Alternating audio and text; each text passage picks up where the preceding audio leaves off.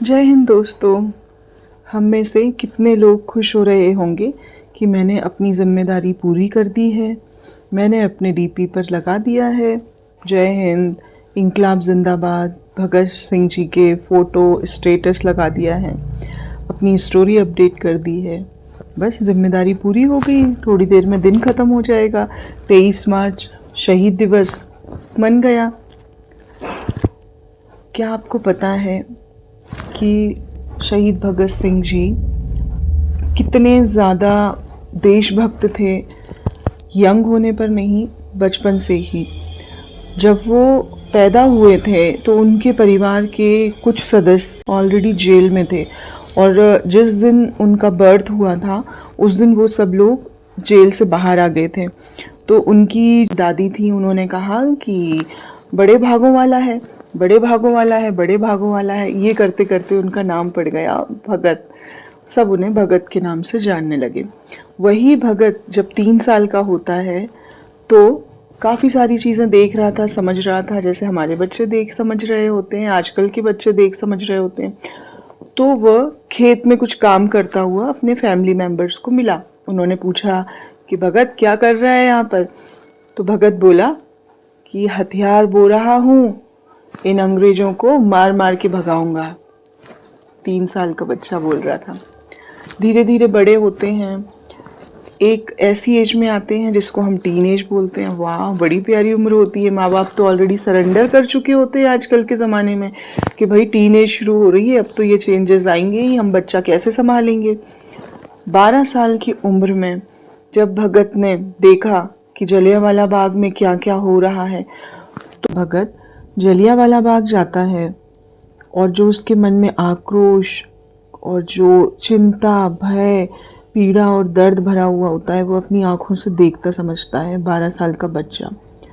और वहाँ से खून से सनी हुई मिट्टी को घर लेकर आता है, और वो उसी के सामने प्रतिज्ञा करता है कि मैं अपने देश के लिए वो करूँगा जो अभी तक किसी ने नहीं किया। और इन 21-22 साल में सोच ही रहे होते थे कि अब आगे क्या करना है, क्या नहीं करना है। हमारे माइंडसेट तैयार हो रहे होते, और वो टीन एज में अपना माइंडसेट बना चुका होता था। ऐसा नहीं होता है दोस्तों जो हम अपने बच्चों के लिए सोचते हैं। इतना सॉफ्ट कॉर्नर, इतनी पैम्परिंग हम ज़रूरी नहीं समझते हैं कि हमारे बच्चे को किसी तरीके की टेंशन की बात पता चले। लेकिन वो एक कैसा बच्चा था जो ना सिर्फ सुन रहा था, समझ रहा था, बल्कि उसके दिल में कितनी भावनाएं जागी। वो उस टीन एज से लेकर 21-22 साल की उम्र तक इतनी किताबें पढ़ चुका था वो भगत, कि उसकी खुद की थॉट प्रोसेस इतनी डेवलप हो चुकी थी कि उसे किसी के सिखाने की ज़रूरत नहीं थी। उसने अपनी खुद की एक टीम बना ली थी, एक अच्छे दोस्तों के साथ मिलकर।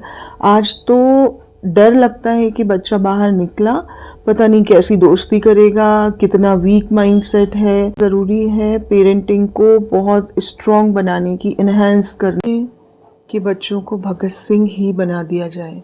समझने की बात यह है कि हमारा बच्चा ये जांचना परखना तो सीख जाए कि जो देश के लिए वंदे मातरम नहीं बोल सकता है, जो देश की जड़ें खोदने में लगा हो, जो इस देश का हर सुख, हर सुविधा, इस देश का मान सम्मान सब कुछ अच्छे से एंजॉय कर रहा हो, वो देशद्रोही है अगर, तो आपको उसे पहचानना है और दूरी बनानी है।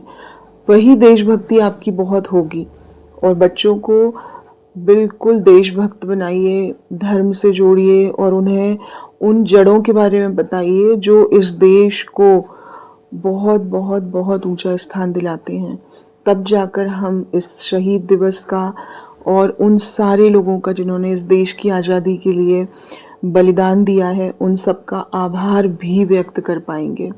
सिर्फ स्टेटस नहीं लगाना होगा, अपने बच्चों को सिखाना होगा, और जो नहीं सीखना चाहते हैं उन्हें बताना होगा कि आप भारत देश में रह रहे हो। इस देश को आज़ाद कराने के लिए हमारा खून बहा है। हमारा मतलब हमारे ही तो थे ना वो लोग जिन्होंने खून बहाया था। ये हर एक इंसान को बताना है, खुद भी ध्यान रखना है।